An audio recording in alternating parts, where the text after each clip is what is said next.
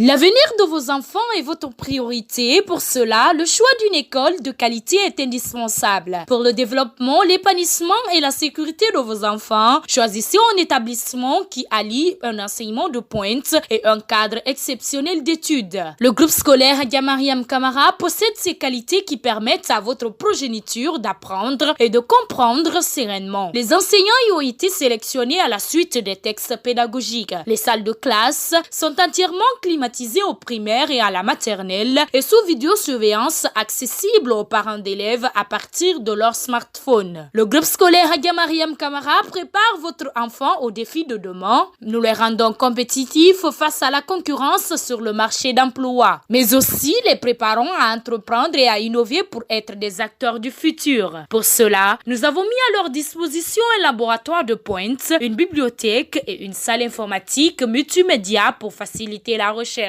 Sans oublier 2 cantines scolaires, la garderie pour enfants avec des infrastructures sportives et des espaces de divertissement, 2 bus pour assurer le transport des enfants. Le groupe scolaire Adja Mariam Camara, 6 à Dubreka, quartier Simbaya, une opportunité pour l'éducation de vos enfants. Car au groupe scolaire Adja Mariam Camara, notre challenge est leur avenir. Bonsoir à toutes et à tous, valeureuses et valeureux téléspectateurs. Bonsoir, bienvenue dans votre émission École Guinée sur la télévision nationale.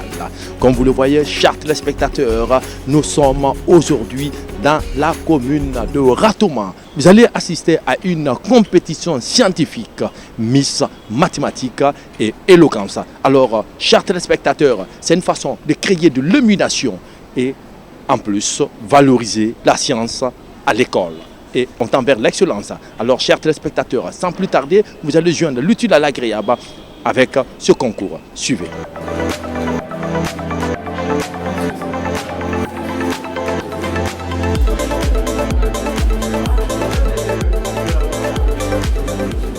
Depuis un mois, nous sommes en train de mettre tout au point avec les 16 délégués et on avait plus de 200 candidats. Et avec plusieurs séances de sélection, nous avons pu recruter un certain nombre qui sont là aujourd'hui pour la finale communale. Ça va se passer en 2 étapes. Il y aura les collégiens, il y a les Miss Mathématiques au collège qui vont compétir à part pour 2 heures de temps. Et les Miss Mathématiques au lycée pour 3 heures de temps. Et après, nous allons corriger aujourd'hui et le résultat sera prêt le lundi matin à la DCE de Raton. Alors, quel est l'objectif qu'on s'attend réellement par rapport à ces compétitions? Nous voulons démystifier les mathématiques au niveau féminin. Parce que avant, les filles avaient une peur bleue des mathématiques. Mais grâce à notre ministre, M. Guillaume Aoui, les mathématiques sont devenues maintenant un jeu pour les filles. Nous sommes vraiment satisfaits de cette organisation parce que là, c'est le rendez-vous de l'excellence. Et partout il y a excellence, vraiment, nous sommes gâtés. Les critères de sélection, c'est la rigueur. L'élève doit être à la hauteur et aussi avoir la capacité requise en mathématiques. Je tiens à remercier les autorités en charge du système éducatif qui ont eu le courage d'organiser ce concours qu'on appelle Miss Mathématiques. Et nous demandons aussi aux candidats de prendre le courage, de faire le maximum de ce qu'ils connaissent. À l'image des autres communes de la capitale, le concours Miss Mathématiques et le concours d'éloquence se poursuivent sur toute l'étendue du territoire national. C'est le cas aujourd'hui des écoles de la commune de Ratouma où les candidats s'affrontent pour représenter les communes au niveau national. Un véritable combat scientifique. J'ai compétit, c'est parce que je veux montrer à toutes les filles que ce ne sont pas seulement les garçons qui savent faire des études de mathématiques, des sciences expérimentales. Il y a aussi des filles qui peuvent le faire. Au cas où je serai admise, je compte aller faire mes études à l'extérieur. Ça porte sur les triangles, les rectangles. Et on dit de démontrer aussi. Au fait, les mathématiques, je ne me débrouille pas mal quand même. Moi, quand même, mon rêve, c'est de devenir une chirurgienne. Une chirurgienne. Oui. Non, mais j'ai fait ça pour mettre mes capacités en valeur. Parce que je suis aussi forte en mathématiques qu'en biologie. L'objectif de ce NAMSCO, c'est comment mettre en valeur la qualité ou bien la compétence féminine dans les sciences, dans les matières scientifiques, et afin de dénicher les meilleurs et qu'ils soient aussi, encouragés et féliciter aussi pour que les filles puissent s'orienter beaucoup plus dans les sciences exactes aussi. L'objectif visé par les autorités du ministère de l'enseignement préuniversitaire et de l'alphabétisation est de valoriser le travail de l'oral. La prise de la parole en public, la volonté d'émouvoir et de convaincre, mais aussi l'argumentation au service de valeurs morales, sociales et éthiques et philosophiques. Pousser aussi les jeunes filles à s'orienter dans les séries mathématiques. Chers membres du jury, chers encadreurs, chers élèves, c'est pour moi un grand honneur et un agréable plaisir de participer à ce grand concours d'éloquence organisé par le ministère de l'enseignement préuniversitaire et de l'alphabétisation pour permettre aux jeunes élèves guinéens d'avoir un très bon niveau pour bien parler en public sans complexe. Chers membres du jury, je voudrais préciser que c'est tout de suite dans cette salle ce matin qu'on vient d'être informé qu'il y a eu un changement de thème. Mais on va faire tout notre possible pour bien débattre sur notre thème. Alors, aujourd'hui nous sommes là pour parler de notre thème qui porte sur l'insalubrité. C'est quoi l'insalubrité? L'insalubrité, c'est un phénomène de société. L'insalubrité, c'est la qualité de ce qui est insalubre. Un endroit insalubre, c'est un lieu où se posent des problèmes de santé. Alors, l'insalubrité de la ville de Conakry devient très inquiétante. Malgré les efforts des sociétés Albeyrak et quelques PME pour la propriété de Conakry. Aujourd'hui, c'est avec un grand honneur que je participe à ce débat ayant pour thématique l'insalubrité de nos villes. À qui la faute? L'État ou la population? Avant de situer la responsabilité, je me donne le devoir de définir l'insalubrité, qui est d'ailleurs un phénomène dangereux. Nous entendons par ville insalubre une ville dans laquelle la santé des uns et des autres est en danger par suite de mauvaises conditions environnantes. Ce phénomène ne peut exister sans responsable. Et nous allons responsabiliser soit l'État, soit la population. Je dirais que les responsabilités sont partagées. La population, l'État. La population a sa faute, l'État a sa faute. À la population, pourquoi ils jettent les ordures dans les caniveaux, sur la route, au lieu de mettre ça dans des poubelles? L'État, mesdames et messieurs, chers membres du jury, a mis des poubelles partout dans la République de Guinée. Pourquoi? Pour que les populations guinéennes mettent ça. Mais vous connaissez la Guinée. Au lieu de mettre dans les poubelles, ils mettent toujours par terre. Et ça cause beaucoup de maladies. Alors, chers membres du jury, je voudrais vous dire que l'insalubrité est un fléau, un très dangereux. Merci. Aujourd'hui, ma présence devant vous est pour vous présenter le thème qui nous a été confié. L'insalubrité dans nos villes. À qui la faute?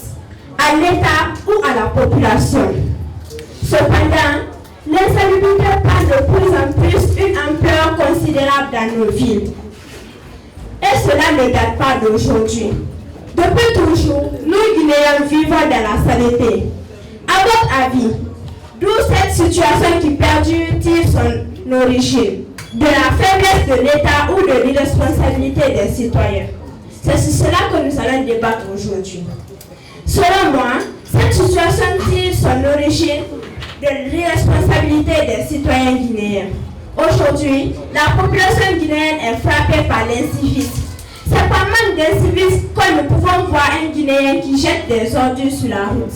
C'est par manque d'incivisme que nous pouvons voir des sachets d'eau et jeter ces sachets sur la route. Alors que nous savons consciencieusement que ces sachets d'eau-là détruisent la nature. Le thème repose sur l'insalubrité dans nos environnements. À qui la faute?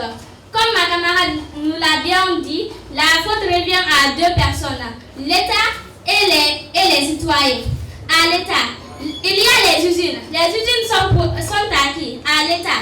Les usines polluent l'air.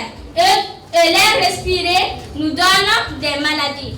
À la population encore. La population n'est pas consciente. On sait que en Niger, on doit toujours creuser des fosses pour mettre les eaux usées. La population guinéenne, il faut oser dire qu'elle a un sens faible de citoyenneté. Il faut oser dire que la population guinéenne est en manque de civisme. Pourquoi ce fait? Chacun de nous aime les environnements propres et salubres, bien organisés. Mais on ne se gêne point à jeter les ordures partout dans nos villes, même s'il existe des poubelles tout près. Certains citoyens refusent de participer aux actions villes propres. Nos maisons sont sales, nos foyers sont sales, nos rues sont sales, nos places publiques. Que dirions-nous si nous avions vu des invités qui sont là pour voir la Guinée? Est-ce l'image que nous devrions leur montrer? Bien sûr que non. La population guinéenne, c'est nous qui produisons les ordures. Alors, pourquoi ne pas les recycler? Il y a beaucoup de dépôts d'ordures. Chère population guinéenne, je vous demande de ne pas jeter des ordures dans les caniveaux. Nous détruisons notre environnement. Nous prenons notre environnement. Alors, chers membres du jury, aujourd'hui, il faudrait qu'on dise à la population de faire très attention. Parce que c'est nous-mêmes qui causons des maladies très graves. Alors que l'État fait beaucoup de choses pour la population guinéenne. Mais l'État aussi a beaucoup d'inconvénients. Il fait beaucoup de choses que la population guinéenne n'aime pas. Alors, il faudrait qu'on discute vraiment pour qu'il y ait une entente en Guinée. Merci.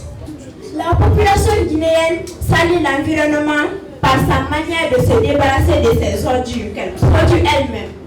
Car aujourd'hui, nous pouvons voir dans nos familles, la nuit tombe, nous voyons nos mamans, nos papas qui mettent des ordures sur la tête des enfants pour venir mettre dans nos dépotoirs, pour venir mettre dans les caniveaux ou sur les routes.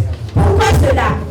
Comme l'a dit ma collègue, lorsque nous avons des invités, tout le monde veut voir un pays propre, bien assaini, des parcs propres. Lorsque nous visitons un pays, c'est pour garder notre album photo. C'est pour garder nos albums de parcs bien entretenus. Mais hélas, la Guinée est très loin de réaliser ce rêve. Nous sommes très loin de ce rêve. Chers camarades, chers encadreurs, chers membres du jury, je voudrais dire à cet instant qu'il faudrait vraiment sensibiliser la population guinéenne. Parce qu'il y a beaucoup de maladies. Il y a beaucoup de mauvaises choses qui arrivent à notre République de Guinée. Mais je ne crois pas que quelqu'un voudrait que son pays ait beaucoup de maladies, ait beaucoup de morts. Plus de taux de mortalité, ce n'est pas bon. Alors, chers amis, enfants de Guinée, chers camarades, chers membres du jury, je suis vraiment dégoûtée de notre République de Guinée. Merci.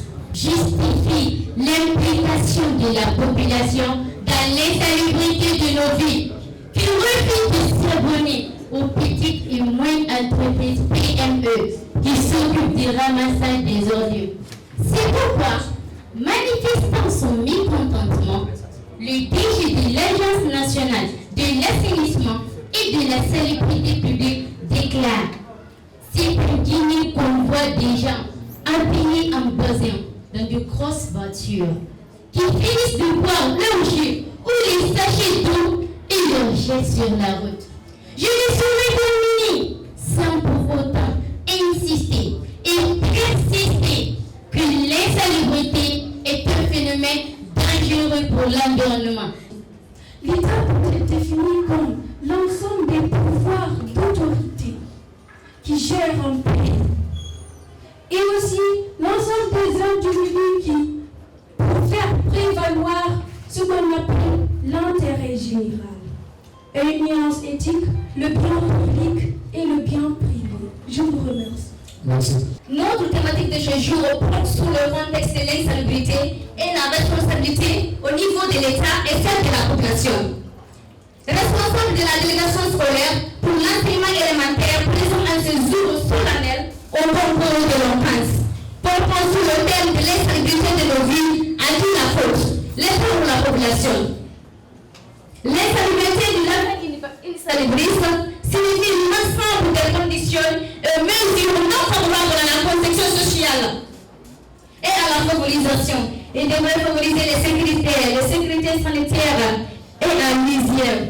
Nous sommes ici devant vous, c'est avec un cœur rempli de joie, d'espoir et d'ambition de gagner ce combat. Sur le thème qui porte l'insalubrité dans nos vies, à qui la faute, l'État ou la population? Ma chère coéquipière et moi, disons que oui, l'État est responsable de cela. Dans les minutes à suivre, que l'État est responsable de cela. Il faut retenir que la salubrité dans notre vie est gérée par les représentants fondamentaux de notre communauté, notamment les chefs locaux, les directeurs des RDA. Mais pensez-vous que ces personnalités respectent et assument leurs devoirs? Non, moi je ne le pense pas. Parce que pour moi, les poubelles installées, les bacs à ordures installés ne suffisent pas du tout pour diriger l'insalubrité, contrôler l'insalubrité se trouvant dans notre communauté. L'État qui est une puissance publique est dans l'incapacité d'installer des poubelles dans tous les quartiers de la ville. Il est également bien de remarquer que l'État est dans l'incapacité de gérer l'insalubrité dans une petite ville de Conakry qui fait même pas moins de 5 millions d'habitants. Il est également bien de remarquer tout cela.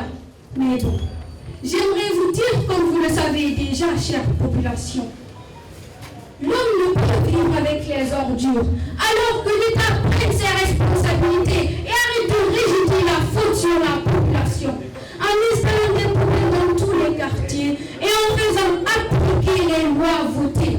Parce qu'en Guinée, c'est vrai qu'il y a des lois, mais les lois ne sont pas respectées. On peut voir une personne se promener avec des déchets, jeter les déchets dans la rue sans que personne ne dise rien. Genre, il est libre, quoi. Mais bon, la rigueur, ce dont nous avons besoin. Nous avons constaté que depuis les résultats nationaux l'année dernière, avec 9% au bac et 15% au brevet et 17% à l'examen, le ministre a décidé d'instaurer la rigueur avec les caméras et tout. Depuis, nous constatons des élèves de 8h à 18h dans les écoles. Tout ça pourquoi? Par peur de ne pas échouer. Alors pourquoi ne pas utiliser la même rigueur au niveau de l'insalubrité?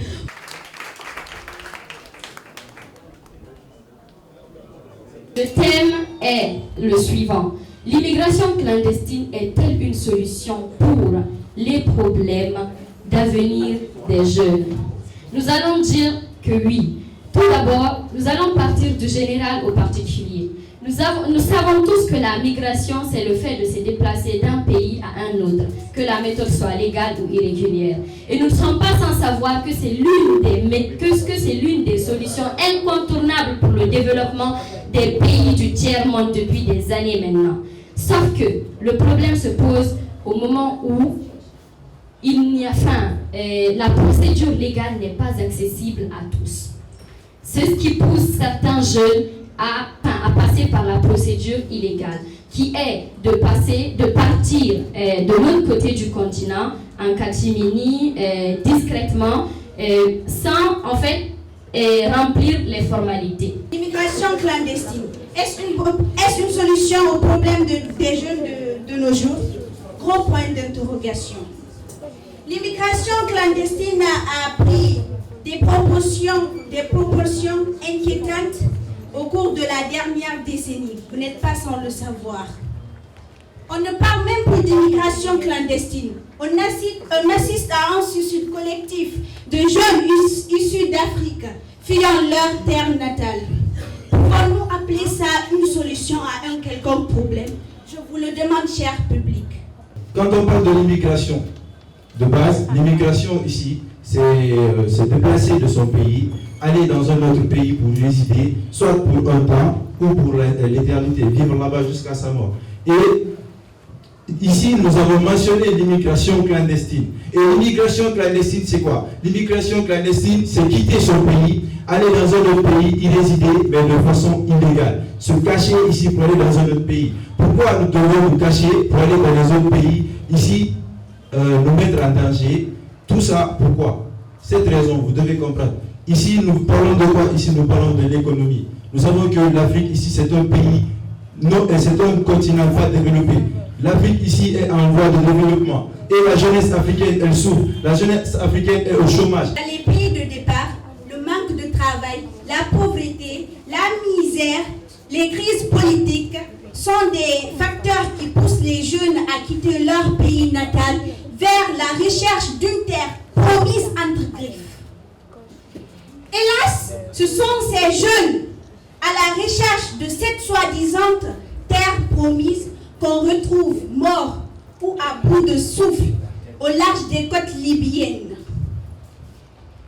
Hélas, ce sont ces jeunes pleins d'espoir qui quittent leur pays natal à la recherche entre griffes d'une terre promise qu'on retrouve morts ou à bout de souffle au large des côtes libyennes.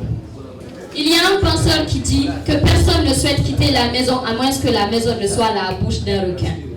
Si nous étions dans de bonnes conditions, rien ne nous pousserait à nous jeter à la mer. Il faut savoir que ces jeunes s'inscrivent dans la logique de qui ne tente rien n'a rien. Si vous dites qu'aucune raison ne peut pousser quelqu'un à se jeter à la mer, expliquez-moi les raisons qui ont poussé le petit Yéménite de 3 ans à se retrouver aux côtes de la Méditerranée avec toute sa famille, fouillant la guerre en Syrie. En quittant ceci, nous avons le témoignage sur le net de Fofana, un jeune de 17 ans qui a tenté de traverser la Méditerranée pendant 18 fois. 18 fois, il n'y a pas remédié parce qu'il sait que mieux ne l'attend pas à la maison. Comme le disait Fatou Diop, les migrants sont des personnes qui n'ont plus rien à perdre. Chez eux, ce soit la misère. Vous savez ce qui fait mal? Mourir, ça fait mal. Être pauvre, ça fait mal. Ce qui fait le plus mal, c'est voir les siens avoir faim. Voir ta famille avoir faim, être affamé. Le matin, tu ne gagnes pas plus d'1 euro. Il y a le témoignage de ce autre pêcheur sénégalais qui passe toute sa journée au bord de la mer, qui ne gagne pas plus d'1 euro. Il rentre à la maison, il regarde ses enfants dans les yeux. Il préfère qu'on lui fasse des sacrifices, qu'on dise mon papa est mort en combattant, mon papa est mort en vaillant. Et puis, il ne faut pas oublier, nous parlons du développement. Vous dites qu'au lieu que... je ne vous paraphrase pas, excusez-moi. Mais si vous faites allusion au fait que les jeunes doivent rester pour développer la Guinée, par exemple, n'oubliez pas que la diaspora, dont la plus grande partie sont des immigrés, des gens qui quittent notre pays pour aller de l'autre côté, qui participent au développement de notre pays. Au Mali, le deuxième apporteur de croissance économique, c'est la diaspora. Qui sont ces diasporas? Vous pensez qu'ils sont tous partis de manière légale? Je crois que même le président de la République, le colonel Mamadi Doumbouya, serait d'accord avec moi pour dire que sortir est mieux. La réduction drastique de la population, la perte des bras valides et le maintien de l'Afrique dans le sous-développement. Nous ne pouvons pas parler de développement sans être développé. Avant de vouloir se développer, nous devons nous développer. Essayer de se développer dans notre pays, pas ailleurs. Pourquoi ailleurs? Pourquoi nous ne le pouvons pas faire ici chez nous? Chers co-débatteurs, permettez-moi de vous rappeler. Un adage disait, faut pas le changement par la main avant qu'elle nous prenne par le cou. Je vous remercie. Si vous pensez qu'aujourd'hui, au XXIe siècle, après avoir traversé l'esclavage, la colonisation, les méthodes, la période de décolonisation jusqu'à la soi-disant indépendance imbibée d'instabilité politique, manque de démocratie, vous pensez que nous pouvons nous développer en Guinée ou en Afrique tout simplement sans partir là où se trouvent les 84% de l'économie mondiale? Je dirais que c'est candide de penser ainsi. Mis à part cela, nous avons cet esprit de travailleurs. Nous les Africains, nous sommes la force productive. Chez eux là-bas, ils ont... L'État doit mettre des dispositions pour éviter cela. Comment? D'abord en travaillant sur eux-mêmes. L'État doit travailler sur eux-mêmes. Et maintenant, le retour, essayer de travailler sur sa population. Notre camarade, parce que je pensais au début qu'il allait être difficile de la convaincre. Mais merci néanmoins de justifier la présence d'un Diaspo dans l'actuel gouvernement de la Guinée. Parce que ça veut tout simplement nous montrer que ceux qui sont capables sont ceux qui ont pris le risque de souffrir, sont ceux qui sont partis, sont ceux qui ont connu la misère sur la Méditerranée, qui sont revenus et qui ont créé des entreprises pour aider les jeunes. Mon oncle est parti en France depuis 5 ans. Il a traversé la Méditerranée. Il est revenu, tout ce qu'il a réussi à ouvrir, c'est une salle de sport. Mais cette salle de sport emploie 7 jeunes de vos anciens chômeurs. Merci, je m'arrête là. Je n'ai qu'une seule chose à demander à présent à vous ici présents, chers publics et chers membres du jury. Ensemble, sensibilisons les gens autour de nous afin d'éviter les dangers que représente l'immigration clandestine. Je vous remercie. Ratoma est en compétition. Les représentants de monsieur l'inspecteur régional sont en compétition. Dieu a fait que je suis à Ratoma, que je connais très bien. Ratoma sera la première commune. Les critères sont très simples et il y a en premier lieu la maîtrise du sujet, être dans le cadre. Le deuxième critère, c'est d'être vraiment soit du côté du négatif ou du côté du positif. Et si on défend une cause, il faut le faire avec toute la volonté nécessaire, avec les idées qu'il faut pour réussir à convaincre. Nous constatons par cette compétition, il y a l'émulation entre les élèves, entre surtout les jeunes filles, pour concourir et se bien former en mathématiques. Pour preuve, vous avez constaté les débats qui se passent ici. Au niveau aussi de l'éloquence, aujourd'hui nous avons des jeunes filles capables de tenir un discours, de défendre une thèse, de résister et de prendre le contre-pied de son adversaire dans la loyauté et dans la régularité. Vous venez d'écouter de fond en comble ces différents jurys et les responsables de cette grande compétition. C'est pour dire que l'excellence, c'est au devant de la scène. Ratoma veut être la meilleure parmi les 5 communes de la capitale. Et c'est pour vous dire que vouloir, c'est pouvoir. Qui veut peut. Alors, nous vous souhaitons bonne chance. Merci, à la prochaine.